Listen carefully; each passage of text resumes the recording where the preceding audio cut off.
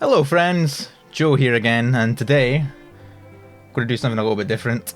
I bought a new microphone recently, so might as well make some hashtag content with it, am I right? But today is Flash Fest, and that means new characters, so I figured we'd take a wee gander at them, see who they are, what their kits are like. And yeah, just something to do, I guess. I guess a little bit of context is that I am only level 200, and I only have a single ULB opus. So I guess what that means is that I'm not an end game player. I'm like a mid game, maybe early end game player. So I guess what I'm saying is, like, don't take anything I say as gospel. You know, especially for a game that's as deep as this, you never really want to be just relying on one person's opinions, ever. You should always be doing your own research from multiple sources. And also, you know, what works for you isn't necessarily going to works for somebody else, you know? Like, if I say a character looks bad, I might be, you know, missing a key piece of context that might make them pretty decent in a particular scenario, or, you know, they might not be a great character, but they might be pretty decent for a person who doesn't have a particularly filled out roster. So, you know, just to bear that in mind, just to not take anything I say like the be all end all. Like, I'm no expert in this game. This is just a bit of fun, really, just to react to some new characters and see how they are. So I have no idea who they are. This is the first time I've booted up the game today. I've not even visited the home screen, so I haven't seen that notification. I've not paid attention to Reddit or Twitter or YouTube or anything where I could possibly see spoilers. So let's see who we have.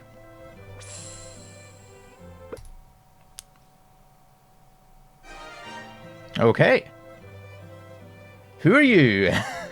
Troue? I don't know who that is, but okay, water dude. And I don't know who you are either. Is this two brand new characters? Cool.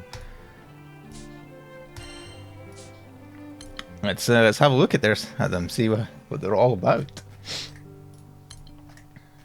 So yeah, that's just those two. Nothing, no new primal sub summon yet.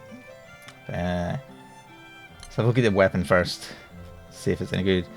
Big boost to crit and supplement crit damage. My gut says that's decent, but I don't know. I don't think primal water is really hurting for crit weapons at the moment, but maybe the supplement does. If you don't, I think Summer Cagliostro's weapon does that as well. I'm not sure. I don't remember. And this light one, dagger. Then that's whatever. Okay, let's look at the actual characters, see what we have. Okay. Troue. I don't know I have no idea how to pronounce his name. Okay, it's Ogi. Massive water damage and keen to everyone, okay. Skill 1, use Gift of Visions to replicate casters or an ally. Okay, so he's got a copy skill. Boost attacks his crit rate. Okay, interesting. Reprise 5-hit water damage to random foes. Hit all foes water defense stackable. Okay. Fairly standard. Not many people have the water defense stackable. Mirin has it. I can't think of anyone else that has it. Skill 3. Blind effect of full petrify hit to accuracy. Okay, local debuffs. Petrify usually isn't too super useful these days because a lot of things are immune to it. Support skills. Raise Sacred Recollection level by 1 upon critical hits, max 5. Boost to stats while boost to stats based on level. Upon critical hit at level 5. Okay. So when you get that to level 5, every time you crit, which if you're playing water and you're not playing Ogi, is going to be all the time. I'm assuming this accounts for everything. This includes like skills and Ogis as well, not just auto attacks. So that seems pretty cool. Boost the water allies critical hit rate. Critical hit rate, okay, interesting. And supplement to critical hit damage. Okay, so obviously he is tailor-made for crit setups.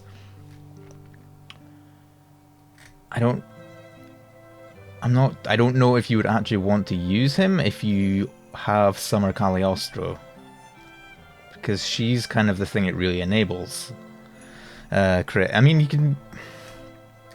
could probably use both of them alongside each other, but you know, there are a lot of very good water characters that would probably be vying for that spot. So yeah, initial gut reaction is he seems okay, especially if you're going for a crit setup in water and you don't have Summer Cagliostro. He might be pretty okay. His damage looks okay, like especially once you get this up, because you'll do a nuke anytime you crit. I'm assuming literally anytime. It's not just auto attacks. Raised by 1 upon critical. So is this going to work like Granblue, where it only raises, I think, once per turn, or per auto attack rather? Yeah, I don't know. Who can say? Time will tell how he turns out. But yeah, he seems fine. Not terrible, not bad, but who can say? Maybe I'm wrong. Maybe he will turn out to be the savior of water. He won't, but you never know. Alright, on to the next one. Okay, Tikoh. Water light staff character. Okay. Ogi, massive light damage to foe. Vaccine effect to light allies. Interesting. That was previously exclusive to Doctor, the MC class. Interesting. That already seems pretty good in terms of a healer character.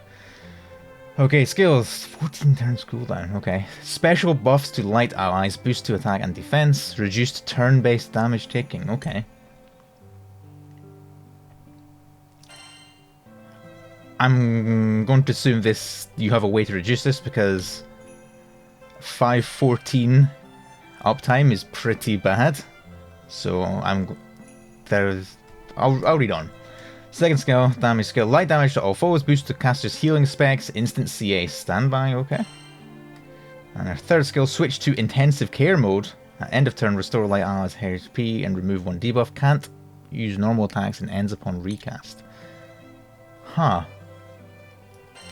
Interesting. If we use a special attack, activate her damage skill when special attack, and okay, and 2 turn cut down to this whenever the boss does an Ogi, and then add 1 blue potion at battle start. It doesn't say that works in the backline, so I'm guessing you can't just shove her in the back for an extra potion. But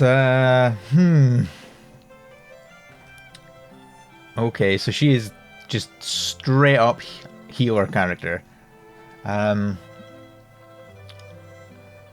think whether she is actually good or not is going to depend mostly on what her healing numbers are, and also what the numbers on her buffs here are. You know, whether is this a normal mod? Is this, you know, a perpetuity mod, or is it a completely unique mod? Maybe it's an elemental mod, who can say? And then obviously the numbers on defense we don't know either. But yeah, she gets healing specs from her too. But this is the thing I want to know, is like, what is the healing specs for this? Because if she's giving up being able to attack and all she does is like a 2000 heal, then that's not worth it at all, if you ask me. Like, the thing about healing in this game is that the healing caps are always very low. They're like, you know, a couple of thousand, you know, at most. Like a 4000 heal is considered pretty big in this game.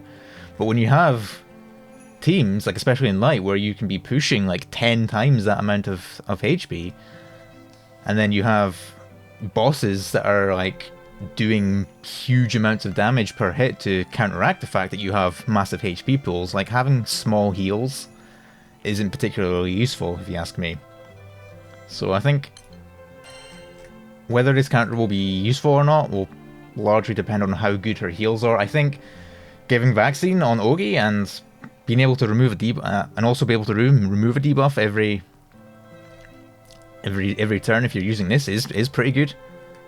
But I think it all depends on the numbers on her buffs and what her healing specs actually are.